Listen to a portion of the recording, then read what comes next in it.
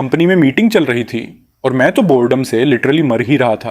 तो मैंने अपनी ऑनलाइन प्यार वाली पार्टनर को एक मैसेज भेज दिया, जान आज रात मैं तुम्हें एक काले वाले स्ट्रेपी ड्रेस में देखना चाहता हूँ, मुझे एक फ़ोटो भेजोगी? लेकिन अगले ही सेकंड वही मैसेज मीटिंग हॉल की जाइंट स्क्रीन पर चमकने लगा। वही मैसेज जो मैंने अभी अभी भेजा था और ऊपर से कॉन्टैक्ट नेम भी पति के नाम से सेव था। मेरी ऑनलाइन प्यार वाली पार्टनर से मुलाकात एक डेटिंग ऐप पर हुई थी। हम दोनों ने कभी फेस वाली फ़ोटो नहीं भेजी थी, पर केमिस्ट्री इतनी ज़बरदस्त थी कि जल्द ही रिलेशन भी कंफर्म हो गया था। मैं हमेशा उससे छोटी मोटी क्यूट डिमांड्स करता रहता था और थोड़ा सा बोल्ड होकर उससे कुछ रिवीलिंग फोटोज भी मांग ली थी। जब उसने पहली बार मुझे हाफ बॉडी फोटो भेजी, मैं लिटरली शॉक में फ्रीज हो गया। क्या ड्रीम लाइक बॉडी थी, खासकर वो लंबी, स्लिम और कंपटीशन लेवल की लेग्स। ओए देखा तूने, ये मैसेज तो किसी ने हमारे प्रेसिडेंट को भेजा है, स्ट्रैपी ब्लैक ड्रेस वाला। अरे जागना, पहले वाला मैसेज देख, ये तो साल का सबसे बड़ा गॉसिप है। उस टाइम मैं प्योर शॉक वाली हालत में बैठा था। लोगों को लगा मैं बोर्डम में सो गया हूं और उन्होंने मुझे सिर उठाने को कहा। जैसे ही मैंने सिर उठाया, सामने सीधे प्रेसिडेंट की नज़र से नज़र मिली। उसकी ठंडी दूर वाली नज़र देखकर मैंने एक ज़बरदस्ती की मुस्कान दी और फिर सिर नीचे कर लिया। प्रेसिडेंट की निगरानी में माहौल धीरे धीरे शांत हुआ। मैं सिर झुकाकर बैठा था और दिल लिटरली धड़ धड़ कर रहा था। थोड़ी देर बाद मेरे फ़ोन पर एक मैसेज आया, ठीक है, आज रात जब मैं घर पहुंचूंगी तो पहन लूंगी, अभी मीटिंग में हूं, बाद में बात करेंगे। ये कोल्ड और सीरियस नेचर वाली प्रेसिडेंट अंदर से इतनी फ्लर्टी और बोल्ड निकलेगी, मैंने इमेजिन भी नहीं किया था। मीटिंग खत्म हुई और मैं सीधा वॉशरूम भाग गया। जान, जवाब क्यों नहीं दे रहे? नाराज हो क्या कि मैंने टाइम पर रिप्लाई नहीं किया? क्या मैं तुम्हें कंपेंसेट करूं? मेरे पास ढेरों अनरीड मैसेज पड़े थे, सब उसी ऑनलाइन पार्टनर के। उसे लग रहा था कि मैं किसी गुस्से में रिप्लाई नहीं कर रहा। उसे क्या पता कि मैं डर के मारे कुछ कह ही नहीं पा रहा था। फिर अचानक एक फोटो आई, ब्लैक मेज स्टॉकिंग्स वाली, और ये वही स्टॉकिंग्स थीं जो आज सुबह फीमेल प्रेसिडेंट मीटिंग में पहने हुई थी। हील्स का मॉडल भी सेम, मतलब ये फोटो उसी की थी। ओए चैन से, सपने देखना बंद कर, प्रेसिडेंट मैडम बुला रही हैं। अब टाइमिंग देखो किसकी परफेक्ट है। मैं फोन कसकर पकड़ते हुए उसके ऑफिस में गया, बिल्कुल ऑकवर्ड होकर खड़ा हो गया। सारी ऑनलाइन रोमांस वाली फैंटेसी उसी पल टूट गई। अगर उसे पता चल गया कि मैं उसका एम्प्लॉय हूं तो सबसे पहले वो मुझसे रिश्ता तोड़ देगी। वो कंप्यूटर पर कुछ कर रही थी जबकि मेरा फोन नॉन स्टॉप वाइब्रेट हो रहा था। कुछ देर बाद उसने सिर उठाकर मुझे एक कोल्ड वाली डिस्कस्ड नजर से देखा। सॉरी मैडम, डिस्टर्ब कर रहा हूं, अभी साइलेंट कर देता हूं। 20 मिनट तक माहौल भारी बना रहा। फिर प्रेसिडेंट अपनी कुर्सी से उठी, चेहरे पर डिसअपॉइंटमेंट थी। मीटिंग में तुम बिना एनर्जी बैठे थे, ध्यान नहीं था, और पिछले महीने के प्रोजेक्ट में तुमने बड़ा एरर किया। इस कंपनी में लेजी एम्प्लॉइज नहीं चलते। मेरे पैरों से जमीन खिसक गई, लगा आज तो नौकरी खत्म। सॉरी मैडम, घर में कुछ इश्यूज चल रहे थे, प्रॉमिस करता हूं ये दोबारा नहीं होगा। असल में कल रात मैं इसी औरत से फोन पर इतना इमोशनल टॉक कर रहा था कि ठीक से नींद ही नहीं ली। अगर फिर गलती हुई तो दरवाजा वहीं है। उसने इशारा किया और मैं बाहर निकल आया। एम्प्लॉइज के वॉशरूम में जाकर मैंने लंबी सांस ली, फिर उसके भेजे 20 से 30 अनरेड मैसेज देखे और तुरंत फोन साइलेंट कर दिया। जान प्लीज कुछ तो बोलो, आज बहुत स्ट्रेस है। उस यूजलेस एम्प्लॉय ने पूरे पिछले महीने का प्रोजेक्ट रूइन कर दिया। कंपनी को कितना नुकसान हुआ, ये पढ़कर मैं लिटरली पत्थर बन गया। वो यूजलेस एम्प्लॉय मैं नहीं था, मैं तो अभी अभी फीमेल बॉस से डांट खाकर आया था और सोच रहा था कि वो मेरे बारे में बोल रही है। थोड़ा एटीट्यूड दिखाते हुए मैंने उसे मैसेज भेजा, तुम्हें अपने एम्प्लॉयज के साथ थोड़ा अच्छा बिहेव करना चाहिए, शायद उनका सैलरी बढ़ा दो, ज्यादा लॉयल रहेंगे। मैंने मुस्कुराकर मैसेज भेजा, इमेजिन करते हुए कि अगले महीने सैलरी में एक जीरो एक्स्ट्रा होगा। लेकिन रिप्लाई आया, तुम्हारे बॉस कौन सी कंपनी में है, मैं उससे बात करूंगी, how dare she scolds you. मैंने लंबा साई लिया, इसे तो सिर्फ डांट वाला हिस्सा समझ आया, सैलरी वाला तो पढ़ा ही नहीं। खैर, जो होगा देखा जाएगा। शाम को सब चले गए और मैं अकेला ऑफिस में बैठकर वही प्रोजेक्ट ठीक करने लगा। कम से कम रियल लाइफ में फीमेल प्रेसिडेंट के सामने पूरी तरह यूजलेस दिखना तो नहीं चाहता था। और अगर कभी मैं कंपनी में शाइन कर गया और प्रेसिडेंट रियल लाइफ में मुझ पर फिदा हो गई, उसकी परफेक्ट बॉडी को सोचकर मैं खुद ही धीरे से हंस पड़ा। काम खत्म होने के बाद तुम अकेले हंस क्यों रहे हो? पीछे से एक ठंडी सी आवाज आई। मेरी रीढ़ में ऐसी सिहरन दौड़ी जैसे बैकग्राउंड में हॉरर म्यूजिक चल पड़ा हो। प्रेसिडेंट अभी तक गई नहीं थी, वो बस थोड़ा और मेहनत करना चाहता था। आखिर पिछले महीने वाले प्रोजेक्ट में प्रॉब्लम आ गई थी और मैं उसे कंपेंसेट करना चाहता हूं। प्रेसिडेंट ने कुछ नहीं कहा और चली गई। उसकी जाती हुई फिगर को देखकर मैं अंदर ही अंदर मुस्कुराया। जान, तुम काम से निकल गई क्या? मैं डिनर कर लूं? मैंने प्रेसिडेंट को ही मैसेज भेज दिया। जवाब तुरंत आया, अभी अभी कंपनी से निकली हूं, खाने जा रही हूं, गुड बॉय। ऑफिस की उस ठंडी सीरियस लड़की का यह सॉफ्ट वाला टोन सुनकर मैं जेन्युइनली कंफ्यूज हो गया। हाँ वेरी गुड, मैंने जवाब दिया। मैंने एक सेल्फी भेजी, सिर्फ होंठ दिखाए, ध्यान रखा कि कंपनी यूनिफॉर्म न दिख जाए। तुम बहुत बैड हो, हम इतने टाइम से एक दूसरे को जानते हैं और मैं तुम्हें देखना चाहती हूँ। आखिर कब मिलेंगे? अचानक प्रेसिडेंट ने यह मैसेज भेजा और मैं लिटरली चुप हो गया। अभी टाइम नहीं आया, अभी हम एक दूसरे को ठीक से नहीं जानते। मैंने टालने के लिए लिखा, तुम बहुत बैड हो, क्या मैंने तुम्हें ऑलरेडी सब कुछ नहीं दिखा दिया? यह देखकर मैं मोमेंटरीली ब्लैंक हो गया। वह मिलने के टॉपिक पर ज्यादा इंसिस्ट नहीं कर रही थी, इसलिए मैं आराम से ऑफिस में बैठकर प्रोजेक्ट इंप्रूव करता रहा और उसी के साथ चैट भी करता रहा। यह फीलिंग सच में अजीब लेकिन एक्साइटिंग थी। तभी अचानक प्रेसिडेंट भागते हुए वापस ऑफिस आई और बिना एक शब्द बोले अपने कैबिन में घुस गई। जान, सॉरी, मैं ऑफिस में ही वो स्ट्रैपी वाला ड्रेस भूल गई थी और ब्लैक नहीं मिला, सिर्फ पर्पल मिला। लाइक करके बताओ। एक फोटो आई, मैंने झूम किया और लिटरली मेरी नाक से खून गिरने जैसा चारके वाला सेंसेशन आया। ये ड्रेस तो ड्रेस नहीं था, बस कुछ स्ट्रैप्स थे जो सिर्फ जरूरी जगहें कवर कर रहे थे, बाकी नो कमेंट्स। मैंने अपना दिमाग झटका। मैं अभी ऑफिस में हूं, बाहर एम्प्लॉइज काम कर रहे हैं, आज रात फोन पर बात नहीं कर पाऊंगी और ये ओवर टाइम बहुत अनोइंग है। ये पढ़कर मैं चिढ़ गया। दोनों रोल्स मैं ही निभा रहा था और खुद को ही दो तरह से ट्रीट कर रहा था। मेरे दिमाग में एक नॉटी आइडिया आया और मैंने मुस्कुराते हुए लिखा, याद है ना, तुमने कहा था कि मैं जो कहूंगी वही करोगी।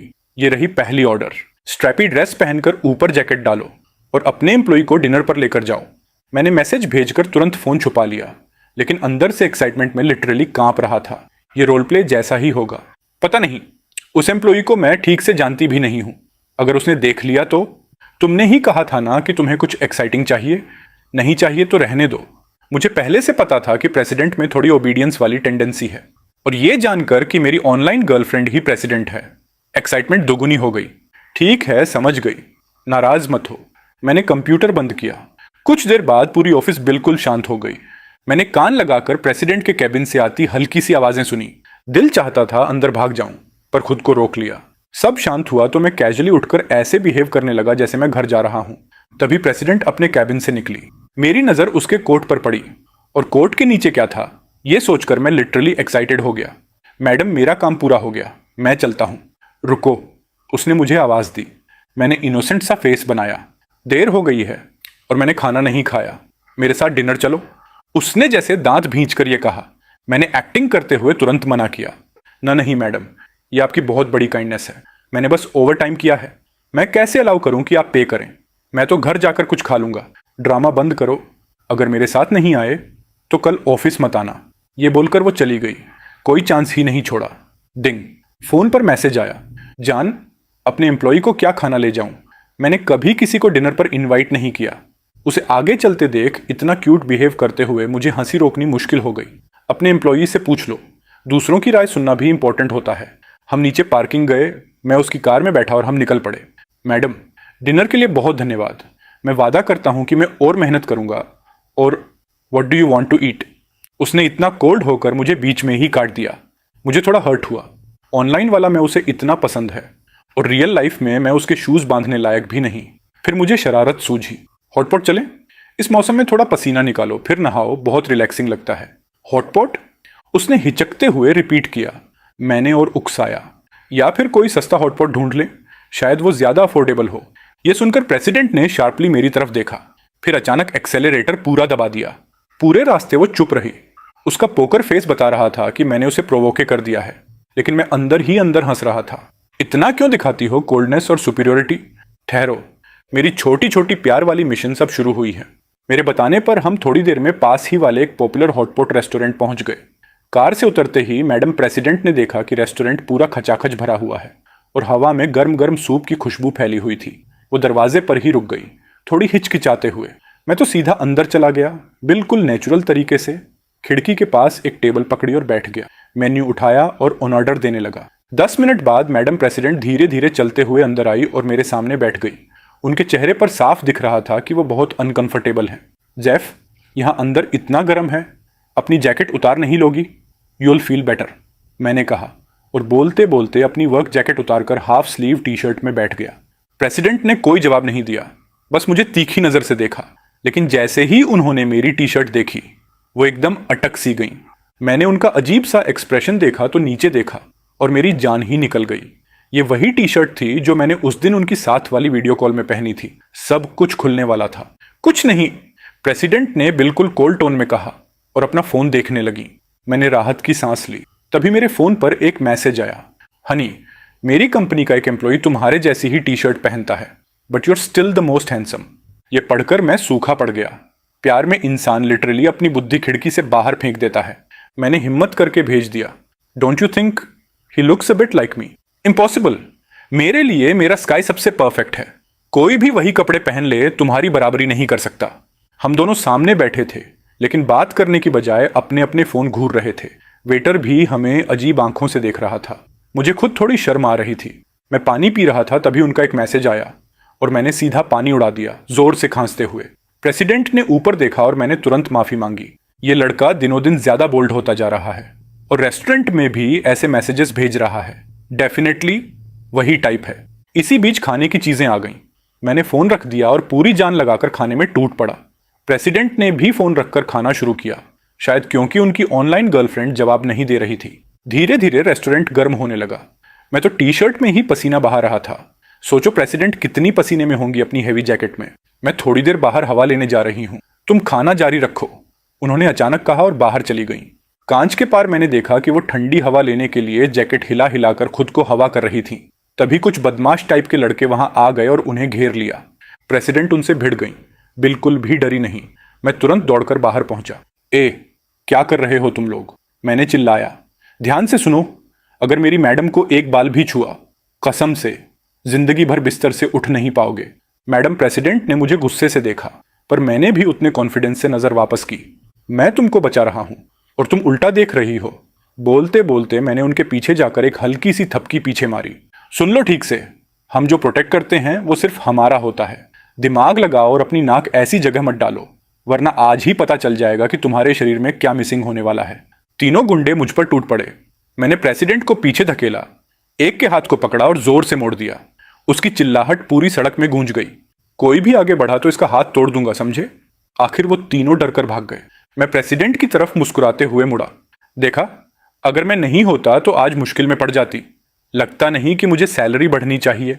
मैं मूड में था और मजे से उनका कंधा पकड़ने ही वाला था कि अचानक पूरी दुनिया घूम गई। होश आया तो मैं जमीन पर दबा हुआ था। प्रेसिडेंट मुझ पर थी और उन्होंने मुझे एक परफेक्ट लॉक में जकड़ रखा था।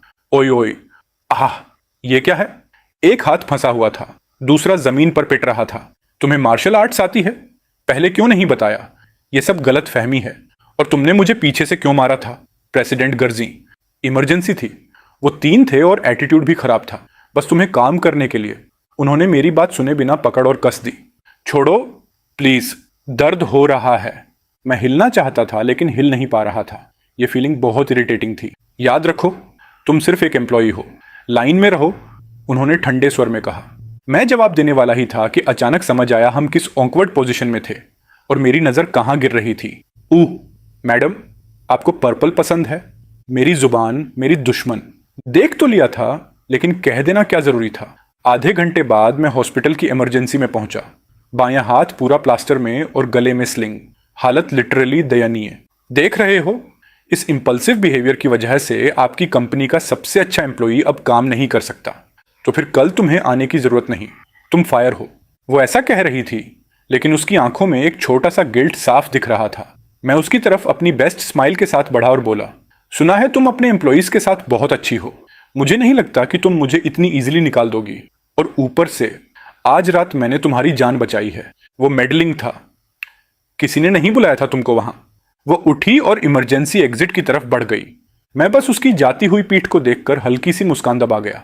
एग्जैक्टली वही रिएक्शन जिसकी मुझे उम्मीद थी। जैसे ही मैंने फोन निकाला, प्रेसिडेंट, मेरी ऑनलाइन गर्लफ्रेंड के मैसेजेस ऑलरेडी पड़े थे। बेबी सॉरी, टुनाइट मैं तुम्हारे पास नहीं आ पाऊंगी, यहाँ कुछ काम अटक गया है। What happened? मैंने अपने बंधे हुए हाथ को देखते हुए हंसकर रिप्लाई किया, कुछ नहीं, कंपनी के एक प्रोजेक्ट का इश्यू है। आज रात बहुत बिजी रहूंगा। Don't wait for me, next time compensate कर दूंगा। ये लड़कियां भी ना खुद को कितना मासूम समझती हैं। मेरा हाथ टूटा है, उसका जिक्र तक नहीं। प्रोजेक्ट? हाँ ठीक है, चलो इस बार माफ किया। पता नहीं कब, लेकिन प्रेसिडेंट अचानक मेरे सामने खड़ी थी। किस बात पर हंस रहे हो? मुझे इतनी बेशर्मी से मुस्कुराते देख उसकी शक्ल और खराब हो गई। मैंने तुरंत मुस्कान मिटाई और सिर हिलाया। कहाँ रहते हो? मैं छोड़ देती हूँ। पेड सिक लीव मिल रही है तुम्हें। जब हाथ ठीक हो जाए वापस काम पर आ जाना। वो बिना मुझे कुछ कहने का मौका दिए कार की तरफ चली गई। मैं मजबूरन उसके पीछे चल पड़ा। एड्रेस दो। उसकी आवाज से लग रहा था कि आज सच में मेरे से बात करने का मूड नहीं है। शायद इसलिए भी इरिटेटेड थी क्योंकि मेरी वजह से वो आज रात अपनी ऑनलाइन लवर से प्रॉपरली चैट नहीं कर पाई।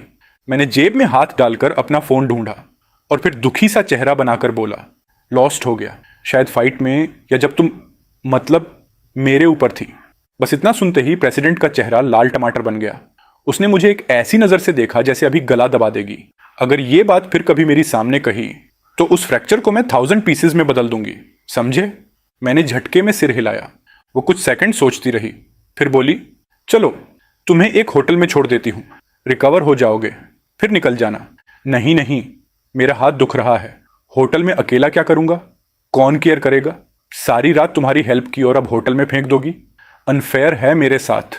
जैसे ही मैंने थोड़ा इमोशनल ड्रामा डाला वो थक कर बोली, ठीक है, आज रात मेरे घर चलो, कल लोकर मास्टर बुलाऊंगी, तुम्हारी टूट चुकी डोर ठीक करवा दूंगी और फिर तुम निकल जाना और कोई प्रॉब्लम मत देना। फाइनली पूरी तरह घर में रहने की परमिशन नहीं मिली, लेकिन कम से कम उसका घर देख तो पाऊंगा। शायद पूरी कंपनी में मैं पहला आदमी हूं जिसे यह मौका मिला। वो सीरियस एक्सप्रेशन के साथ ड्राइव कर रही थी और मैं आराम से को पायलट सीट पर लेटा था। कुछ देर बाद हम एक लग्जूरियस रेसिडेंशियल कॉम्प्लेक्स पहुंचे। अंदर घुसते ही मेरी आंखें फटी रह गईं। रात में भी पूरा एरिया किसी रॉयल विला जैसा लग रहा था, नेचर से भरा, एक्सपेंसिव वाइब्स। मैं तो लिटरली शॉक में था। प्रेसिडेंट अपनी सेम डेड सीरियस मुंह वाली एक्सप्रेशन के साथ आई और मेरा हाथ पकड़कर अंदर खींचने लगी। उसे शायद शर्म लग रही थी कि बाहर वाले लोग क्या सोचेंगे। 2 सिक्योरिटी गार्ड्स धीरे धीरे गोसिप कर रहे थे। अरे वो आइस क्वीन वाली प्रेसिडेंट ना, पहली बार किसी लड़के को लेकर आई है। उम्र वाली औरतें कंपेनियन ढूंढती हैं, लेकिन ये लड़का थोड़ा क्रिंग लगता है। मुझे कोई आइडिया ही नहीं था कि लोग क्या बोल रहे हैं। मैं तो बस खींचा जा रहा था। इमारत के नीचे पहुंचकर प्रेसिडेंट ने एक लंबा सांस छोड़ा। शुक्र है कोई जान पहचान वाला नहीं दिखा। तभी उसे एहसास हुआ कि वो अब भी मेरा हाथ पकड़े हुए है। मैं मासूमियत से बोला, अरे रिलैक्स, मैं किसी को नहीं बताऊंगा कि तुम मुझ पर फायदा उठा रही हो। वो ठहर गई। अगर गिल्ट ना होता ना, मुझे सच में सड़क पर ही छोड़ देती। उसने चाबी निकाली और मेरा दिल धक। फाइनली उसके घर का असली इंटीरियर देखने का मोमेंट। जैसे ही उसने लाइट्स ऑन की मैं लिटरली फ्रीज हो गया। कौन सोच सकता था कि उसका घर इतना एम्प्टी होगा। पूरी जगह मिनिमलिस्ट, ब्लैक एंड व्हाइट, कोई डेकोरेशन नहीं, कोई प्लांट नहीं, बस जरूरी फर्नीचर और बस। तुम्हारा कमरा फर्स्ट फ्लोर में बाईं तरफ है, बाथरूम भी वहीं है। आज रात वहीं सोना, किसी गलत जगह मत जाना। अगर ऊपर घूमते मिले पुलिस बुला लूंगी। इतना कहकर वो ऊपर वाले बाथरूम में चली गई। पानी की आवाज आने लगी। मैं अकेला रहा, सोफा पर बैठकर उसके घर को ऑब्जर्व करते हुए। सच में वो आइस क्वीन वाली वाइब उसके घर में भी थी। Silent, clean, emotionless, disciplined. एक लड़की के लिए तो नॉर्मल है कि यहाँ वहाँ कुछ डेकोरेटिव चीजें हों। उसी पल मुझे उसके लिए हल्की सी सॉफ्टनेस महसूस हुई। रियल लाइफ में वो एक कंपनी की प्रेसिडेंट थी। उसे हर चीज पर कंट्रोल रखना पड़ता था, लेकिन इंटरनेट पर वो एक वल्नरेबल सी लड़की थी जो मुझे अपनी रोज की चिंताएं बताती थी। उस समय मैंने एक फैसला लिया, मैं ये बदलूंगा। मैं उस असली लड़की को बाहर आने दूंगा, वो जो जिंदा, खुशमिजाज और हल्की शय है। मेरा पेट बिना दया किए जोर से गड़गड़ाया। हम हॉट पॉट खाने गए थे और सारी चीजों के बीच मैं अब तक कुछ खाया ही नहीं था। मैं उठकर कुछ खाने का सोच ही रहा था कि मेरे दिमाग में एक आइडिया आया। मैं देखना चाहता था कि मेरी ऑनलाइन पार्टनर कैसे खाना बनाती है, इसलिए मैंने भूख सह ली और वेट करने लगा कि वो नहाकर बाहर आए। 1 घंटे बाद जब मैं लिटरली बेहोशी के बॉर्डर लाइन पर था, प्रेसिडेंट आखिरकार बाहर आई। उसने मुझे सोफे पर ऐसे पड़े देखा जैसे मुझे अब जीने की कोई वजह न बची हो। बिना कुछ बोले वो नीचे किचन में गई, फ्रिज से ठंडी मिल्क की एक बॉक्स निकाली और मुझे फेंक दी। पीकर सो जाओ, कल सुबह तुम्हें घर छोड़ दूंगी। बस इतना? बॉस, कम से कम थोड़ा नूडल्स ही बना देती। आज रात हम दोनों ने डिनर स्किप किया है। तुम सिर्फ मुझे ही टॉर्चर नहीं कर रही, तुम खुद को भी कर रही हो। प्रेसिडेंट ने दांत भींचे, जैसे खुद को कंट्रोल कर रही हो कि मुझे गला ना दबा दे। फिर उसने फ्रिज खोला, सारे इंग्रेडिएंट्स एक झटके में निकाले, गैस ऑन की और पानी गर्म होने के लिए रख दिया। मैंने आंखें बंद कर लीं और किचन की आवाजें सुनते हुए फ्यूचर इमेजिन करने लगा कि एक दिन हमारे बच्चों के नाम क्या रखेंगे। जबकि असलियत ये थी कि हम दोनों ने अब तक प्रॉपरली अपना नाम भी एक दूसरे को नहीं बताया था। अचानक तेज जलने की बदबू आई। मैं उछलकर उठा और देखा कि प्रेसिडेंट बर्नट नूडल्स डस्टबिन में फेंक रही थी और बर्तन घिस रही थी। ठीक है, पहली बार किसी भी किचन में नर्वसनेस काम बिगाड़ देती है। फिर मैंने देखा कि वो सब्जियां बिना धोए हाथ से तोड़कर सीधे बर्तन में फेंक रही है। पानी उबलते ही उसने एक मुट्ठी नूडल्स डाल दिए। शायद फ्रिज में रखने से पहले सब्जियां धोई होंगी। जो नहीं मारता वो मोटा करता है। मैं खुद को समझाता रहा, लेकिन जैसे ही मैंने उसे अंडा फोड़ते देखा और आधी शेल बर्तन में गिर गई और वो जीरो रिएक्शन के साथ कुकिंग जारी रखे, मैं सोफे से लिटरल स्प्रिंग की तरह उठा। ये बंदी मुझे मारना चाहती है। बॉस, क्यों ना मुझे कर लेने दो। I think you are not very familiar with this. मैंने सबसे पोलाइट पॉसिबल वर्ड्स चुने और उसी वक्त मुझे सच समझ आया। वो अनफेमिलियर नहीं थी, वो बिल्कुल खाना बनाना ही नहीं जानती थी। उसका चेहरा देखकर मेरे अंदर कुछ पिघला। बॉस, आप रेस्ट करो, मैं कर लेता हूँ। मैंने उसके हाथों से यूटेंसिल्स लिए और उसे ऊपर भेज दिया। एक तरफ मुझे वो ऐसी किचन बेबी लगी कि दिल पसीज गया और दूसरी तरफ मैं भूख से मर रहा था। मैंने जल्दी से बर्तन धोए, फ्रेश पानी भरा और उबलते ही नूडल्स डाल दिए। उसी बीच मैंने सब्जियां धो ली, 2 अंडे फेंटे और बॉइलिंग वाटर में डाले।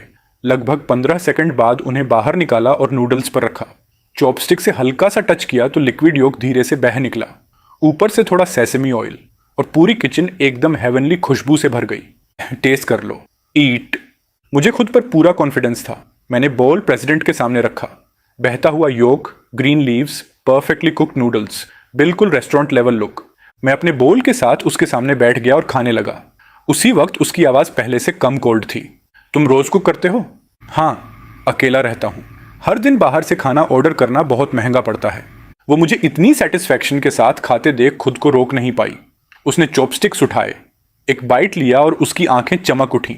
उसे सालों बाद कुछ इतना अच्छा स्वाद लगा था, ऑलमोस्ट उसकी माँ के हाथों जैसी कुकिंग। बॉस, खाना खत्म करके ऊपर रेस्ट कर लो, बाकी सब मैं संभाल लूंगा। सब साफ करके मैं भी लेट जाऊंगा। उस वक्त मैं खुद पर प्राउडली फील कर रहा था। तुम्हारा हाथ। प्रेसिडेंट ने मेरे प्लास्टर वाले हाथ को देखकर थोड़ा चिंता जताई। मुझे उम्मीद नहीं थी कि वो नोटिस करेगी। मैंने मुस्कुराकर कहा कि मैं ठीक हूँ, मैंने ऑलरेडी काफ़ी ट्रबल कर दिया था, अब खाली बैठना सही नहीं था। डिनर के बाद मेरी इंसिस्टेंस पर प्रेसिडेंट ऊपर सोने चली गई। मैंने बोल्स उठाए और सिंक में रख दिए। उतने में मैसेज आया, गुड नाइट करीनियो, गुड नाइट। अगली सुबह जब प्रेसिडेंट अपने रूम से बाहर आई, उसने किचन में एक आदमी को एप्रन पहनकर बहुत बिजी देखा। सुबह के 6 बजे थे और मैं काफ़ी देर से उसके लिए बड़ा सा ब्रेकफास्ट तैयार कर रहा था। ये क्या कर रहे हो? उसके चेहरे से कल रात वाली ठंडक गायब थी। तुम्हारे लिए स्पेशल ब्रेकफास्ट, क्योंकि तुम कुकिंग नहीं जानती और शायद सुबह नाश्ता करने का टाइम भी नहीं मिलता, और मेरे पास अभी करने को कुछ नहीं है, तो सोचा ये तो बनता ही है। प्रेसिडेंट कुछ नहीं बोली, बस क्वाइटली बैठ गई और मुझे काम करते हुए देखती रही। आओ, मुझे बाद में घर ले चलना। ये सुनकर मेरे अंदर हल्की सी डिसअपॉइंटमेंट हिल गई। मतलब अभी मैं रुक नहीं सकता। Sure, thanks for the trouble. मैंने मुस्कुराकर मुड़ते हुए उसका प्लेट उसके सामने रखा। प्रेसिडेंट ने ब्रेड का एक टुकड़ा उठाया, अंडा पकड़ा और एक बाइट ली। मैंने साफ देखा उसकी एक्सप्रेशन बदल गई। तुम्हें घर पर करने को कुछ नहीं? उसका सवाल मुझे बिल्कुल ऑफ गार्ड ले गया। Nothing urgent. अगर तुम्हें ज़रूरत हो तो मैं यहीं से काम कर सकता हूँ। असल में मैंने कल भी यही सोचा था। क्योंकि तुम वर्क इंजरी लीव पर हो, तुम्हारे खाने पीने का खर्च भी कंपनी के खर्चों में डाला जा सकता है, और मैं तो वैसे भी खाना बनाने का टाइम नहीं निकाल पाती। तो मैं तुम्हें पैसे देती हूँ, तुम मेरे लिए खाना बनाओ, उसी को तुम्हारी कॉम्पेंसेशन मान लेना। प्रेसिडेंट ने यह बात बड़े आराम से बोली, जैसे सैंडविच में दूसरी बाइट लेना हो। अब समझ आया, कल रात का खाना उसके पेट को जीत चुका था। राइट, अब जब तुम्हारी बात चली ही है, मुझे भी किसी की जरूरत है जो मेरे हाथ की पट्टियां बदले। मैं खुद नहीं कर सकता। सो बेसिकली मैं कुछ दिन तुम्हारे घर प्राइवेट शेफ बनकर रह जाता हूँ। कैसा लगेगा? हम दोनों एक परफेक्ट डील पर पहुंच गए। मैं रहना चाहता था और वो चाहती थी कि उसे रोज अच्छा खाना मिले। इसी तरह मैं प्रेसिडेंट के घर रहने लग गया। नाश्ते के बाद वो काम पर चली गई और मैं एक हाथ से घर सफाई करता रहा। फिर सोफे पर गिरा और उसे मैसेज किया, गुड मॉर्निंग करीनियो। Good morning. रिप्लाई छोटा था। प्रेसिडेंट अंदर ही अंदर काफी कंफ्यूज्ड थी। उसे लग रहा था जैसे वो चीटिंग कर रही हो। ऑनलाइन एक बॉयफ्रेंड था और घर में एक असली लड़का रह रहा था। इसे बचने के लिए उसने सुबह का पूरा टाइम पागलों की तरह काम में डुबो दिया। आखिरी फाइल पर साइन करते करते वो थक चुकी थी। करीनियो, आई एम टायर्ड, पीठ दर्द कर रही है। मैंने उसे मैसेज किया और थोड़ा नखरे भी दिखाए। शायद उसे पता ही नहीं चला कि मेरी आने के बाद से हम दोनों ने कोई रोमांटिक लाइन एक्सचेंज ही नहीं की थी। कभी कभी उठकर थोड़ा घूम लिया करो, मिस यू।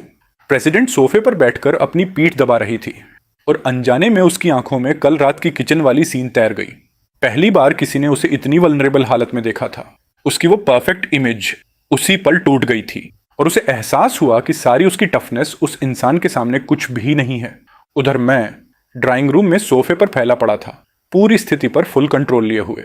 उस दिन प्रेसिडेंट ने अपने ऑनलाइन पार्टनर को एक भी रोमांटिक मैसेज नहीं भेजा। मैं मिनवाइल घर में इधर उधर घूमते हुए पेन से डेकोरेशन बदलने के आइडियाज लिख रहा था। इतनी यंग लड़की ब्लैक व्हाइट वॉल्स में अगर सालों रहेगी तो पक्का दिमाग गड़बड़ हो जाएगा। शाम के वक्त प्रेसिडेंट ने मुझे वीडियो कॉल की, नीचे आकर कुछ चीजें ऊपर चढ़वाने में मदद करो। नीचे जाकर मैंने जो देखा, मेरे शब्द खत्म हो गए। 2 बड़े शॉपिंग कार्ट्स भरे हुए। मुझे नहीं पता था तुम्हें क्या चाहिए, तो सब कुछ थोड़ा थोड़ा ले आई हूं। आज रात ग्रिल्ड फिश खाना है, उसने हल्की सी शर्म के साथ कहा। पर मैं जान गया ये पॉजिटिव सिग्नल है। वो फाइनली अपनी चॉइस ओपनली बता रही थी। एक हाथ काम का होने के बाद भी हम दोनों ने मुश्किल से सामान ऊपर पहुंचाया। लिविंग रूम में भरपूर ग्रोसरीज देखकर मैंने कहा, अब सच में घर जैसा लग रहा है। पहले तो हॉस्पिटल वार्ड जैसा खाली था। प्रेसिडेंट थककर सोफे पर ढह गई, सिर हाथ पर रखकर। मैं सारी चीजें फ्रिज में जमाने लगा। ज्यादा मत थको बॉस, सांस भी ले लिया करो कभी कभी। वो कुछ बोली नहीं। मैंने सोचा बात नहीं करना चाहती। मुड़ा तो देखा, सोफे पर ही सो गई थी। मैं धीरे से पास गया, पास पड़ी ब्लैंकेट उठाई और उसे ओढ़ा दी। साइड टेबल पर वो वार्म बैक बेल्ट रख दिया जो मैंने उसके लिए खरीदा था। फिर गुनगुनाते हुए मछली तैयार करने लगा। 1 घंटे बाद फिश ओवन में थी। तभी प्रेसिडेंट उठी। उसने ब्लैंकेट देखी और चौंक गई। मुझे किचन में देखकर ही उसकी टेंशन ढीली पड़ी। जिंदगी में पहली बार किसी के सामने वो इतनी गहरी नींद सोई थी। क्या वो मुझ पर इतना भरोसा करती थी? फिर उसकी निगाह वार्म बेल्ट और वो जैगरी शुगर पर पड़ी जो मैंने रखी थी। तुम थक गई थी, नीचे से इतना सामान उठाया। तुम्हारी बैक जरूर दुख रही होगी। और कैलेंडर देखकर समझ गया, शायद तुम्हारी उन डेज की डेट पास है। तो ये बेल्ट और ब्राउन शुगर रेडी रखी है। अभी तुम सब खा सकती हो, तो इन दिनों मैं तुम्हारे लिए अच्छी अच्छी चीजें बना दूंगा। मैंने ये सब कहते हुए उसकी तरफ देखा भी नहीं, बस खाना बनाते रहा।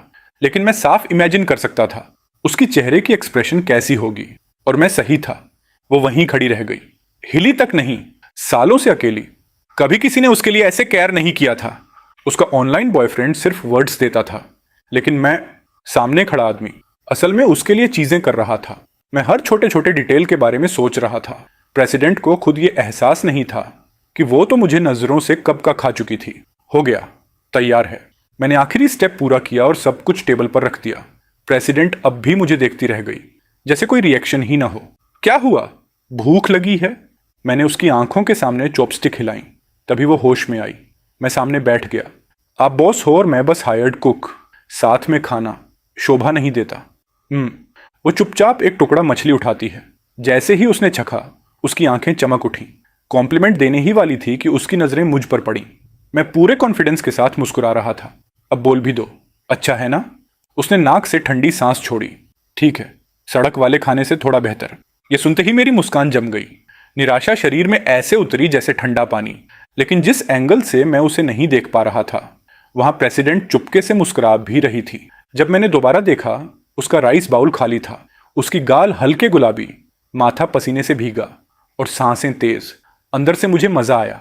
देखते हैं कितना टफ बनोगी। मैं उठकर फ्रिज की तरफ गया। थोड़ा स्पाइसी लगा, बोल देती कि तुम स्पाइसी नहीं खाती। किसने कहा स्पाइसी है? बस थोड़ा गर्म है। लेकिन उसके होंठ पहले ही हल्के सूज चुके थे और सच कहूं तो वो टेम्पटिंग लग रहे थे। मैं पास गया और उसके सामने ठंडा पीनट शेक रख दिया। स्ट्रांग मत बनो, पी लो, इससे जलन कम होगी। और 2-3 दिन में तुम्हारी पीरियड डेट भी है। तुम्हें कैसे पता कि मेरा साइकिल आने वाला है? उसने लाल होते चेहरे के साथ पूछा। उधर दीवार पर ही तो लिखा है। मैंने कैलेंडर की तरफ इशारा किया, जिसमें हर महीने कुछ डेट्स सर्कल थी। पहले समझ नहीं आया था, पर गिनकर पता चल गया कि साइकिल ट्रैकर है। और इस महीने कोई मार्क नहीं था, मतलब उसकी तारीख पास ही है। प्रेसिडेंट चुप हो गई, सिर नीचे कर लिया। कहती थी खाना बस ओके है, और खा गई आधा ट्रे मछली अकेली। डिनर के बाद वो सोफे पर लेट गई और एक झटके में मेज की तरफ इशारा किया। आज की डिनर ठीक थी, लेवल मेंटेन करना, अब साफ कर लो। मैंने उसके लिए ब्राउन शुगर टी बनाकर सामने रखा। थोड़ा ठंडा हो जाए तो पी लेना, अभी से शुरू करोगी तो बाद में दर्द कम होगा। वो बस हम्मा करके चुप हो गई। सोफे पर उल्टा लेटना उसका पुराना खराब हैबिट था, जिससे कमर पर दबाव पड़ता है। न जाने कहां से हिम्मत आई। मैंने हाथ उसकी लोअर बैक पर रख दिया और हल्का दबाव दिया। उसकी रीढ़ एकदम से क्रैक हुई और वो हैरानी से मुझे देखती रह गई। दर्द सच में कम हो गया था। ज्यादा देर दबाव रहता है तो हड्डियां मिसलाइन हो जाती हैं, ध्यान रखें, मैंने कहा और रसोई में सफाई करने लगा। मैं जानता था बहुत ज्यादा केयर करूंगा तो वो मुझसे चिढ़ जाएगी। बेस्ट है मिडिल डिस्टेंस, जिससे मैं यहां रह भी सकूं और अपीलिंग भी लगूं। डिस्टेंस क्रिएट्स अट्रैक्शन, ये मैं अच्छी तरह समझता हूं। उधर उसके ऑनलाइन बॉयफ्रेंड को मैंने मैसेज भेजा, हाय डियर, आज बहुत बिजी थी, अब थोड़ा ठीक हूं, कभी कभी दर्द होता है, तुम्हारे बिना कोई केयर नहीं करता। उसकी सारी बातें पढ़कर मेरा सिर दुख गया।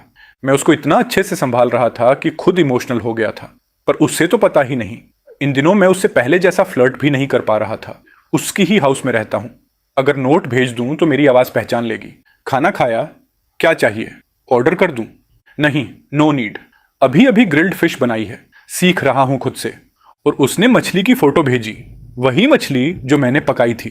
मुझे लगा जैसे मैं खुद का ही फ्लफी डॉग बन गया हूं। लड़की मेरी चीजें लेके मुझे ही पटाने में इस्तेमाल कर रही है, हालांकि टेक्निकली वो मैं ही हूं। फिर भी अजीब लगा।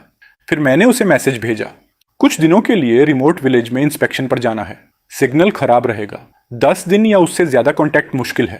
पहले से परमिशन चाहिए थी, और साथ ही अपने गांव की फोटो भेज दी जो मैंने पहले से फोन में सेव कर रखी थी। मैंने सब पहले ही प्लान कर लिया था। इन दिनों में प्रेसिडेंट रियल मी से प्यार करेगी, वर्चुअल वाले वर्जन से नहीं। उस रात हम बहुत देर तक चैट करते रहे, हमारी पहली मुलाकात की बातें, पर्सनल स्टोरीज। मैंने गांव की ढेर सारी फोटोज तक भेज डाली ताकि कहानी रियल लगे। नतीजा ये हुआ कि अगली सुबह मैं बड़े बड़े डार्क सर्कल्स के साथ उठा और प्रेसिडेंट के लिए ब्रेकफास्ट बना दिया। वो जैसे ही ऑफिस के लिए निकली, मैं सोफे पर ढेर होकर सो गया। जब आंख खुली, प्रेसिडेंट मेरे सामने खड़ी थी, हाथ में एक डॉक्यूमेंट फाइल लिए। तुम वापस आ गई? डिनर का टाइम हो गया था। उसे देखते ही मेरी आदत से मजबूर होकर मैं उठकर एप्रन लेने जा रहा था कि तभी प्रेसिडेंट ने बोल दिया, आज से तुम वर्क फ्रॉम होम करोगे। याद है पिछली बार तुमने जो प्रोजेक्ट बिगाड़ा था? क्लाइंट ने खास तौर पर तुम्हें ही उसे पूरा करने के लिए मांगा है। तुम्हारी ज्वाइनिंग डेट आगे बढ़ा दी गई है। ये डील बहुत इंपॉर्टेंट है। टुनाइट तक मुझे पूरा प्लान चाहिए। टुमारो मैं तुम्हें क्लाइंट से नेगोशिएट करने ले जाऊंगी। उसकी बॉडी लैंग्वेज से साफ लग रहा था कि वो डील को लेकर प्रेशर में है। और डिनर? मेरी हैरानी बढ़ गई जब प्रेसिडेंट ने हाथों की बाजू चढ़ाई और खुद किचन में चली गई। आज खाना मैं बनाऊंगी, तुम बस प्लान पर फोकस करो। मैंने बहुत सोचा पर मना नहीं किया। प्लान अर्जेंट था। मैं पूरी तरह काम में डूबा था कि अचानक एक चीख ने मेरे दिमाग को हिला दिया। मैंने सिर उठाया। प्रेसिडेंट हाथ झटक रही थी और चिल्ला रही थी। उसकी उंगली में एक जिंदा क्लेम लटक रहा था। मैं बिना सोचे उसकी हाथ को पकड़ लिया ताकि वो हिले नहीं। 2 उंगलियों से क्लेम को खोलकर उसकी उंगली छुड़ाई, फिर उसे फर्स्ट एड कैबिनेट में ले गया। गैस अल्कोहल निकाला और कट साफ किया। पहले घाव सुखाया, फिर हल्का सा फूंक मारकर सूद किया, जैसे किसी बच्चे को शांत करते हैं। एंटीसेप्टिक लगाया और बैंडेज लपेट दी। जब खत्म किया तो देखा प्रेसिडेंट का चेहरा उबले झींगे जैसा लाल हो चुका था। तभी मुझे एहसास हुआ मैं अभी तक उसका हाथ पकड़े हुए था। सॉरी, मेरा मतलब वो नहीं था। डिनर मैं बना लूंगा। डिनर के बाद प्रेसिडेंट ने खुद टेबल साफ करना शुरू कर दिया और मैं वापस प्लान पर लग गया। मेरी नजर में तो क्लाइंट पूरा पागल था। चाहता था कि उसकी ऐप मार्केट की टॉप ऐप्स से भी ज्यादा ट्रैफिक ले आए। रिक्वायरमेंट्स देखकर ही समझ गया था, इम्पॉसिबल। किसी ने पागलपन में ये कॉन्ट्रैक्ट एक्सेप्ट कर लिया था, क्योंकि पैसे तो बहुत थे, पर पेनल्टी इतनी भारी कि कंपनी डूब जाए। कोई ऑप्शन नहीं था। मैंने ओरिजिनल प्लान में कुछ यूजर एक्विजिशन स्ट्रेटजीज जोड़ दी। जब खत्म कर लो, थोड़ी जल्दी सो जाना। कब प्रेसिडेंट मेरे लिए कॉफी रखकर ऊपर चली गई पता ही नहीं चला। उसके सीढ़ियां चढ़ते पैरों को देखकर मेरे अंदर कुछ गर्म गर्म सा महसूस हुआ। मैं सारी रात प्लान रीराइट करता रहा, पर रिजल्ट मुझे पहले से पता था। क्लाइंट फिर भी खुश नहीं होगा। उन्हें बस पेनल्टी काटने का बहाना चाहिए था। सुबह प्रेसिडेंट पूरी तरह तैयार पावर सूट में थी। उसने मेरे तरफ एक नया यूनिफॉर्म फेंका, लेकिन मेरी बांह अभी भी प्लास्टर में थी। कपड़े बदलना मुश्किल था। और तब मैंने जिंदगी का सबसे अजीब मोमेंट देखा। एक महिला प्रेसिडेंट जो खुद एक पब्लिकली लिस्टेड कंपनी चलाती है, मुझे अपने हाथों से कपड़े पहनाने लगी। जब उसने मेरी शर्ट हटाई और ABS दिखाई दिए, मैंने साफ देखा वो उन्हें घूर रही थी। जब मैंने पकड़ लिया तो उसने लगभग आंखें बंद कर लीं और जल्दी जल्दी मुझे तैयार किया। चलो, मैं उसकी कार में बैठकर लग्जरी होटल पहुंचा। नेगोशिएशन एक प्राइवेट रूम में थी। जैसे ही हम अंदर गए, क्लाइंट की फेक स्माइल दिख गई। उन्हें प्रेसिडेंट की खूबसूरती के बारे में सुना था, आज खुद देख लिया। मेरे तरफ देखना तक जरूरी नहीं समझा। मुझे कुर्सी भी नहीं दी गई थी। बैठिए बैठिए, आज बात काफी लंबी चलेगी। मीटिंग लीड कर रहा आदमी पूरी तरह गंदा सा, अनकेम्प्ड और क्रीपी था। उसकी आंखें प्रेसिडेंट से हट ही नहीं रही थीं। उसके 2 एम्प्लॉइज मुझे देखकर दबी हंसी हंस रहे थे। मेरी इरिटेशन बढ़ रही थी, पर प्रेसिडेंट की इज्जत थी। मैं चुपचाप उसके बगल में खड़ा रहा। हमने सुना था आपकी कंपनी की रेपुटेशन बहुत हाई है, लेकिन गेस्ट के साथ ऐसा व्यवहार, हॉस्पिटैलिटी का ABC भी नहीं पता। मैं कुछ बोलता उससे पहले प्रेसिडेंट ने ग्लास उठाया, एक SIP लिया और बहुत शांत आवाज में बोली, ये दो पालतू कौन हैं जो हमारे साथ बैठे हैं? कमरा फ्रीज हो गया। किसी ने एक्सपेक्ट नहीं किया था। प्रेसिडेंट तो सर तक उठाकर नहीं देख रही थी। मैं मन ही मन ताली बजा रहा था। जब वो चाहती है रॉयल्टी जैसी लगती है। चुप रहो बेवकूफों, क्लाइंट बोला। प्रेसिडेंट का एम्प्लॉय भी आपकी कंपनी का हिस्सा है और तुम दोनों भी एम्प्लॉयज नहीं हो। सॉरी फॉर दी ओवरसाइट, नाराज मत हो। डर गए वो लोग। उन्हें लगा था कि पिछली बार मेरा प्लान रिजेक्ट होने पर वो हमें दबा सकेंगे। सोचा ही नहीं था कि प्रेसिडेंट एक एम्प्लॉय के लिए ऐसे खड़ी हो जाएगी। तुरंत एक एक्स्ट्रा चेयर लाई गई और प्रेसिडेंट के बगल में रख दी गई। मीटिंग शुरू हुई। स्टार्ट करो। प्रेसिडेंट ने मेरी तरफ देखा, जैसे कोई रानी अपने नाइट को आदेश दे रही हो। मैंने कहा, चूंकि हम पहले भी मिल चुके हैं, सीधे मुद्दे पर आता हूं। आपकी मांगें इम्पॉसिबल हैं। यह सुनते ही मोटा क्लाइंट कुर्सी से उछलकर खड़ा हो गया, प्रोटेस्ट करने के लिए।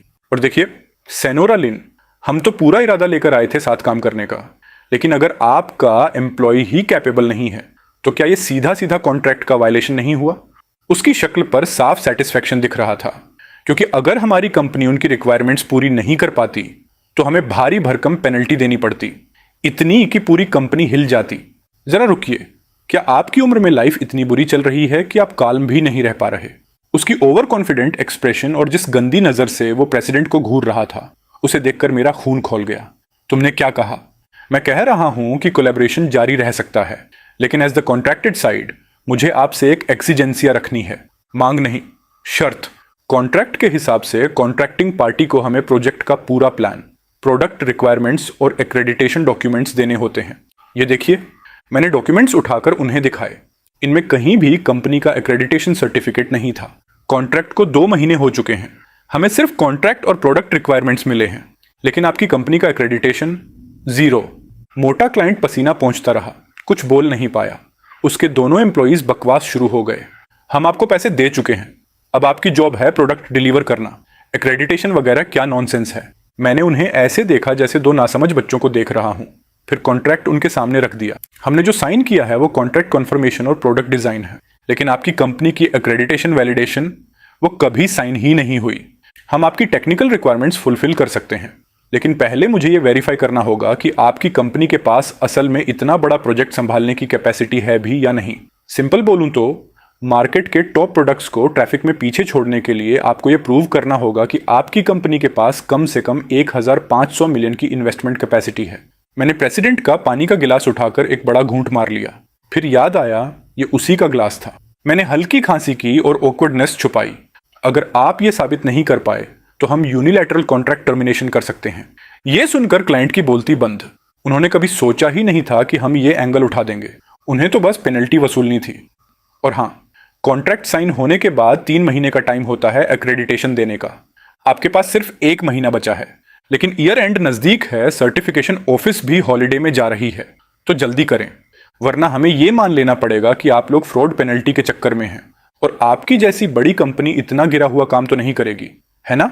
मैं खड़ा हुआ, एक स्मूथ सी बो की और हैंडशेक के लिए हाथ बढ़ाया। प्रेसिडेंट ने परफेक्ट टाइमिंग में साथ दिया। अगर और कुछ नहीं है तो हम चलते हैं। एक्रेडिटेशन मिलते ही कोलैबोरेशन आगे बढ़ेगा, वरना कॉन्ट्रैक्ट ब्रीच आपकी तरफ से होगा। हम प्राइवेट रूम से बाहर निकल गए। क्या राहत, क्या मजा। कार में बैठते ही मैंने हवा में मुट्ठी मार दी। दिल एकदम हल्का हो गया था। तो कल रात तुम पूरी रात कॉन्ट्रैक्ट की कमजोरियां ढूंढते रहे? अब प्रेसिडेंट का टोन पहले जितना ठंडा नहीं था। कंपनी की तरह तरह की मुसीबतें हल हो चुकी थीं और उसकी प्रेशर भी कम हो गया था। ऑफ कोर्स इस प्रोडक्ट पर कंपनी के अंदर भी स्पाइस हैं, नहीं तो ऐसा बेवकूफ कॉन्ट्रैक्ट साइन नहीं होता।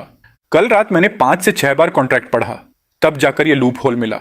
उन्हें 1 महीने में 1500 मिलियन प्रूफ करना प्रैक्टिकली इम्पॉसिबल है। न्यू ईयर के बाद आप लीगल एक्शन ले सकती हैं और जिस एम्प्लॉय ने यह कॉन्ट्रैक्ट साइन किया है उसे भी निकाल दीजिए, वही स्पाई है। मैं इतना समझा रहा था कि मुझे पता ही नहीं चला प्रेसिडेंट मुझे कैसे देख रही थी। तुम मुझे ऑर्डर्स दे रहे हो? उसका टोन बदलते ही मैं सीधा हो गया और तेजी से सिर हिलाने लगा। नहीं, ये बस सजेस्चंस हैं, छोटी सी सलाह। फाइनल निर्णय आपका है, आप ही बॉस हो। मेरे बचकाने सफाई देने पर प्रेसिडेंट हंसी। गुड, इस साल तुम्हारा बोनस 60% बढ़ा देती हूं। मेरा दिल ऐसा उछला जैसे ऑर्केस्ट्रा चल पड़ा हो। टुनाइट मुझे स्वीट एंड सावर रिब्स चाहिए। कोई टेंशन नहीं, चलो घर चलते हैं।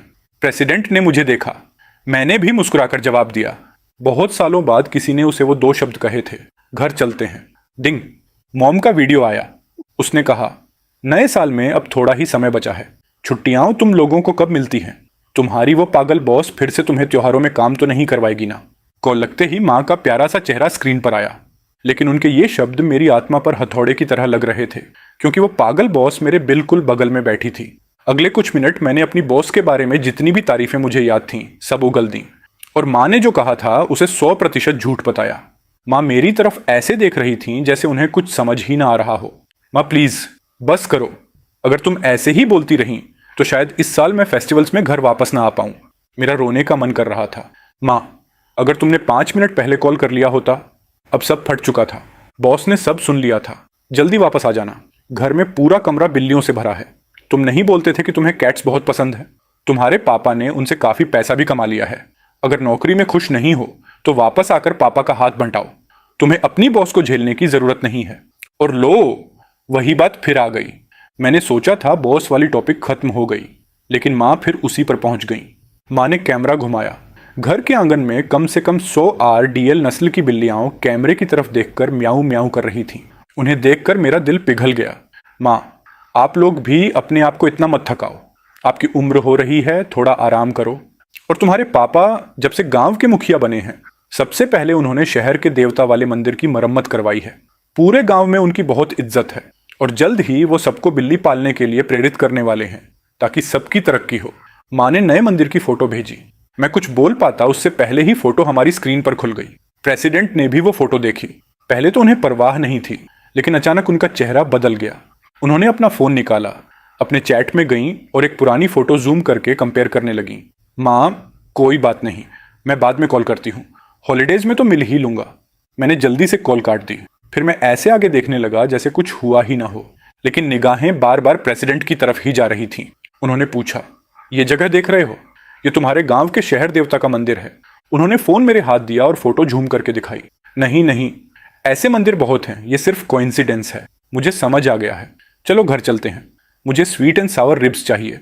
प्रेसिडेंट ने इस टॉपिक पर आगे जोर नहीं दिया। उस शाम जब मैं ड्राइंग रूम साफ कर रहा था, प्रेसिडेंट अपने कमरे में चली गई। कुछ देर बाद मेरे फोन में वाइब्रेशन आने लगी। मैंने देखा, प्रेसिडेंट के मैसेजेस। क्या तुम हो? आज मैंने तुम्हारी फोटो वाला एक बिल्डिंग देखा, शायद वही मंदिर है। तुम 3 दिन से जवाब नहीं दे रहे। सब ठीक हो? मैं तुम्हें ढूंढने आ जाऊंगी, बस एक बार देखने के लिए। मैं कुछ लिख ही नहीं पाया। शर्म और गिल्ट दोनों लग रही थी। मैं उसे सामने बोल नहीं पा रहा था जो मेरे दिल में था। हिम्मत चाहिए थी, लेकिन उसके बाद क्या? अगर इससे हमारी दूरी बढ़ गई, अगर अलग होना पड़ गया? हम दोनों अपनी अपनी सोचों में डूबे रहे और सो गए। आधी रात को दरवाजे पर तेज नॉक हुआ। मैंने खोला। प्रेसिडेंट सामने थी, पजामा में, आंखें लाल। उन्हें देखकर सच में दिल दुखा। उनके परफेक्ट शरीर को नोटिस करने का भी समय नहीं मिला। उन्होंने कहा, कल हम तुम्हारे गांव जा रहे हैं। मैं बिल्कुल स्टंड। उससे पहले कि मैं कुछ बोल पाता, वो अपना लैपटॉप निकाल लाई। मैंने रिसर्च किया है। सिटी गॉड टेम्पल वाले 246 गांव हैं। मैंने सारे ढूंढे और कंपेयर किए। जो फोटो तुम्हारी माँ ने भेजी है उससे बिल्कुल मैच सिर्फ तुम्हारा गांव करता है। तुम मुझे वहां ले चलो। उनकी बात सुनकर मेरे दिल पर किसी ने हल्का सा हाथ रख दिया हो, ऐसा लगा। एक रैंडम फोटो देखकर उन्होंने इतना सब कर दिया था। मैडम, आप क्यों इतना जोर दे रही हैं मेरे गांव के मंदिर पर? सिटी में इतने मंदिर हैं, लव, फॉर्च्यून, फर्टिलिटी, हर चीज के लिए।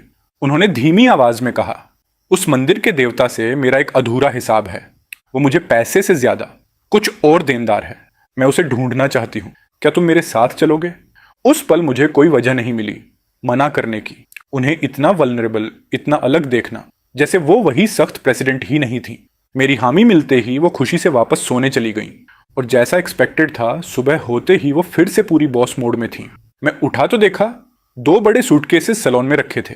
वो पहले से तैयार कपड़े पहनकर सोफे पर बैठी थी। तुम्हारे पास आधा घंटा है नहाने और तैयार होने का। मैंने परमिशन दे दी है, आज निकल रहे हैं। मैंने जवाब देने की कोशिश भी की, लेकिन वो पहले ही घड़ी देख रही थी। काउंटडाउन शुरू हो चुका था। मैं बिजली की स्पीड से बाथरूम गया। नहाना धोना सब मिलाकर 15 मिनट से भी कम।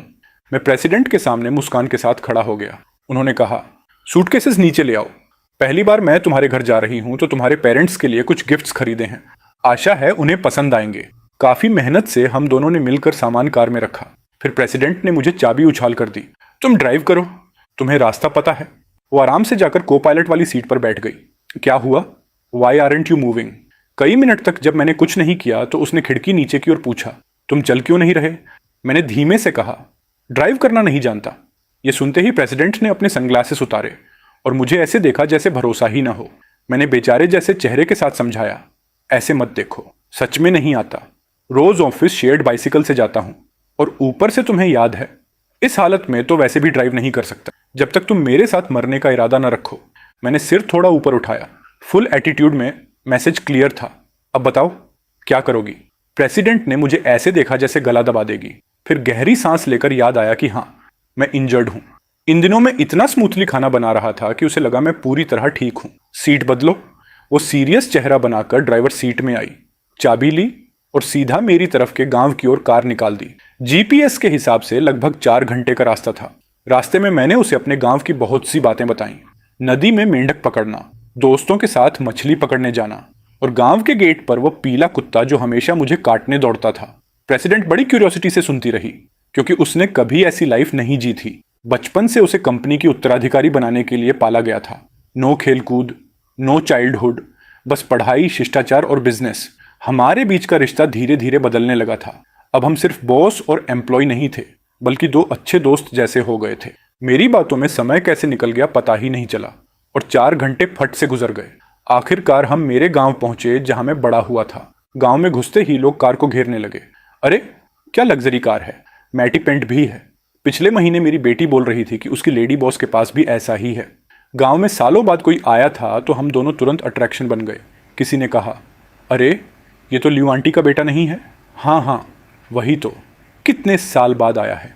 इतने लोगों से घिरकर प्रेसिडेंट ने कार रोक दी और शीशा नीचे कर दिया। जाओ बेटा, अपने माँ बाप से मिल लो, वो तो बहुत खुश होंगे। पड़ोसियों के गर्मजोशी भरे स्वागत के बीच प्रेसिडेंट कार घर तक लेकर आई। दूर से ही आंगन से बिल्लियों के म्याऊं म्याऊं की आवाज आ रही थी। एक आदमी पीठ करके खड़ा बिल्ली का खाना डाल रहा था। ऐसा लग रहा था जैसे मुर्गियों को दाना डाल रहा हो। पापा, मैं कार से उतरा और आवाज दी। पिता मुड़े, पहले तो शौक में जैसे फ्रीज हो गए, फिर बोले, अरे बेईमान, याद है कि एक बाप भी है? बच्चे बाहर आओ, तुम्हारा भाई आया है। पापा के सफेद हो चुके बाल और थोड़ा लड़खड़ाते कदम देखकर मेरी आंखों से आंसू अपने आप निकल आए। शोर सुनकर माँ एप्रन बांधे बाहर आईं। मुझे देखते ही वो खिल उठी और मुझे कसकर गले लगाया, लेकिन गलती से मेरी चोट को छू गई। माँ, धीरे धीरे, तुम्हारा बेटा इंजर्ड है। क्या? कैसे लगी ये? माँ ने मेरे प्लास्टर लगे हाथ को देखा और उनकी आंखें भर आईं। मैंने सिर खुजलाया और बोला, गिर गया था बस। प्रेसिडेंट ने शर्म से सिर नीचे कर लिया और चुप रही। माँ की नजर उसके चेहरे पर गई। एक बेहद खूबसूरत लड़की खड़ी थी। हाय राम, कितनी सुंदर है। क्या तुम इसकी गर्लफ्रेंड हो? मैं बोलने ही वाला था कि प्रेसिडेंट ने तुरंत बीच में काटा। नहीं, हम बस दोस्त हैं। लेकिन बड़ों ने कुछ सुना ही नहीं, सिर हिलाते हुए बोले, हाँ हाँ समझ गए, आजकल के बच्चे। चलो बेटी अंदर आओ। माँ बोली, अरे बूढ़े, मेहमान आए हैं, जाकर रात के खाने के लिए कुछ ले आओ। आज इसे थोड़ा पीने भी देना। ये सुनते ही मेरे पापा ऐसे चमक उठे जैसे नई बैटरी लगा दी हो। माँ बोली, डॉक्टर ने इन्हें लिवर की दिक्कत बताई है, इसलिए शराब मना है, लेकिन तुम इतने साल बाद आए हो तो आज थोड़ा पी सकते हैं। मुझे समझ आ गया कि वो ऐसे क्यों रिएक्ट कर रहे थे। तभी प्रेसिडेंट ने मुस्कुराते हुए कहा, वैसे मेरा नाम लीना ओंशुए है, मैं चेन्से की दोस्त हूँ। सुना कि वो त्योहारों पर घर आने वाला है तो मैंने साथ आना तय किया। उम्मीद है मैं कोई दिक्कत नहीं बनूंगी। माँ बोली, अरे कैसी बात कर रही हो, हमें तो बहुत खुशी है कि तुम आई। ये लड़का इतने सालों में कभी कोई लड़की को घर नहीं लाया। तुम पहली हो और दिल से चाहती हूं कि आखिरी भी हो। मैं साइड में खड़ा पसीना पसीना हो गया। जितना समझाते उतना फंसता जा रहा था। थोड़ी देर बाद पापा सारा सामान लेकर आ गए और हम चारों खाने पर बैठ गए। माँ पूरा प्यार प्रेसिडेंट पर लुटा रही थी। उसे खाना परोसना, मेरी बचपन की बेवकूफियां सुनाना और मुझे बस बीच बीच में पूछ लेना, हाँ अच्छा है ना। ऐसा लग रहा था जैसे प्रेसिडेंट उनकी असली बेटी हो। डिनर के बाद मैंने मदद करनी चाहिए, लेकिन माँ ने चोट देखकर रोक दिया और बोला, तुम दोनों गांव घुमाओ। गांव की गलियों में चलते हुए एक पीली परछाई मेरी तरफ कूदी। डी सांग, हटो। पहले जो मुझे काटता था आज मेरी ही टांग चाट रहा था। मैंने किसी तरह उसे पकड़ा और हंसते हुए उसके सिर पर हाथ फेरा। बचपन में तुआन गांव का सबसे एनर्जेटिक कुत्ता था, लेकिन अब उम्र की वजह से उसके मूंछ और भौहें भी सफेद पड़ गई थीं। मैंने जेब से आधी सॉसेज निकाली थी उसे देने के लिए, लेकिन जैसे ही नीचे देखा, TX गायब। कुछ समझ पाता उससे पहले ही वो लीना ओंक्सू के पास पहुंच चुका था और उसकी तरफ पूंछ हिलाते हुए दौड़ रहा था। कितना बड़ा धोखेबाज। मैं खाना लेकर घूम रहा हूं और ये मौके पर आते ही किसी भी सुंदर लड़की के पीछे भाग जाता है। Superficial dog. ये सोचकर भी मैं मुस्कुराए बिना नहीं रह पाया। क्योंकि लीना ओंगसुए और डैक्सुन को देखकर अच्छा लग रहा था। शुरुआत में वह उससे डर रही थी, लेकिन क्यूरियोसिटी ज्यादा थी। वह नीचे बैठी और उसके सिर पर हाथ फेरा। डैक्सुन की पूंछ और तेजी से हिलने लगी। उसे तुम पसंद आ गई हो, मुझे शहर के देवता के मंदिर ले चलो। बचना मुश्किल था। जब गांव में भीड़ रहती थी, मंदिर में हमेशा धूप जलती रहती थी। लेकिन जैसे जैसे युवा शहर काम ढूंढने जाने लगे, मंदिर धीरे धीरे भुला दिया गया। अच्छा हुआ कि जब मेरे पिता गांव के लीडर बने, उन्होंने मंदिर की मरम्मत करवाई और उसकी पुरानी शाइन वापस ला दी। लीना ओंगसू ने मंदिर के चारों तरफ घूम कर देखा, फिर फोन निकाला और उस तस्वीर को जूम करके देखा जिसे उसने पहले सेव किया था। मंदिर बहुत बदल चुका था, लेकिन कुछ डिटेल्स अब भी बिल्कुल वही थीं। वह हर हिस्से को कंपेयर करती रही और जल्दी ही कंफर्म कर लिया कि यही वही जगह है। काफी देर देखने के बाद वह मेरी तरफ मुड़ी। मेरी एक फोटो लोगे? मैंने बिना कुछ बोले सिर हिलाया। उसका फोन लिया, फ्रेम सेट किया और फोटो ले दी। उसने तुरंत फोटो रिसीव की और सेंड भी कर दी। मैं पहुंच गई हूं, यही जगह है, अगर तुम मुझसे मिलने आ सको। शाम की हवा में उसका बाल उड़ रहा था। उसके चेहरे पर जो अकेलापन था, उसे देखकर दिल किया कि आगे बढ़कर उसे गले लगा लूं, उसे जोर से बोलकर कह दूं, मैं यहां हूं और मैं तुम्हें चाहता हूं। लेकिन आखिर तक वह स्टेप नहीं उठा पाया। असल में गांव पहुंचते ही मुझे पता था कि मेरी बनाई हुई झूठी कहानी अब गिरने वाली है। लिनॉक्स इतनी स्मार्ट थी कि शायद समझ भी चुकी होगी कि उसका ऑनलाइन पार्टनर नेटवर्क में फंसा नहीं था, बल्कि रिप्लाई करना चाहता ही नहीं था। चेंसे, अगर तुम्हारा कोई दोस्त तुमसे छिप रहा हो और सामना न करे तो तुम क्या सोचोगे? लीना ओंगसू ने फोन रखकर उदास चेहरे से मुझे देखा। अगर उसने पैसे नहीं लेने हो तो शायद उसके अपने कारण हो। मेरी बात ने उसे ज्यादा संतोष नहीं दिया। वह मुड़ी और मंदिर के अंदर चली गई। वहां ऑल्टर पर नई धूप रखी थी। उसने एक पैकेट उठाया, उसे जलाया और इंसेंस होल्डर में रख दिया। आंखें बंद की और पूरे दिल से दुआ मांगने लगी कि वो मेरे सामने आ जाए, बस एक बार, चाहे थोड़ी देर के लिए ही सही। लीना ओंगसू काफी देर तक वहीं खड़ी रही, फिर धीरे से आंखें खोली और सीधे मेरी आंखों से टकराई। असल में हमारे गांव का मंदिर इतना भी बुरा नहीं है। मैं हंस दिया। लीना ओंगसू ने हल्की सांस ली और मेरे पास आई। इस बार उसने खुद आगे बढ़कर मेरा हाथ पकड़ा। चलो वापस। उसे इतना उदास देखकर मैं कुछ नहीं बोला, बस चुपचाप उसके साथ चल दिया। जब हम घर पहुंचे और आंगन में कदम रखने ही वाले थे, तभी अंदर से मेरे माता पिता की आवाजें आईं। तुम्हें लगता है ये लड़की हमारे लड़के की गर्लफ्रेंड है? क्या बात कर रहे हो? ऐसी लड़की तो साफ दिखती है कि बड़े घर की है। जो सामान लेकर आई है मैं तो आधा पहचान भी नहीं पाया, सब अंग्रेजी में है। लीना ओंगसू ने बिना अंदर जाए मेरा हाथ पकड़ लिया। हम दोनों दरवाजे के पीछे खड़े सुनते रहे। लेकिन अगर सच में दोनों साथ हों तो हमारे घर की किस्मत तो खुल जाएगी। बस ये दुआ है कि लड़की ये ना बोले कि लड़के को उसका सरनेम लेना पड़े। मेरा तो दिल किया जमीन फट जाए। लेकिन लीना ओंगसू का चेहरा एकदम काम, जैसे उसे कोई फर्क ही ना पड़ा हो। और हाँ, जिस तरह वो लड़की हमारे बेटे को देख रही है, मुझे तो साफ दिख रहा है लड़के को वो पसंद करती है।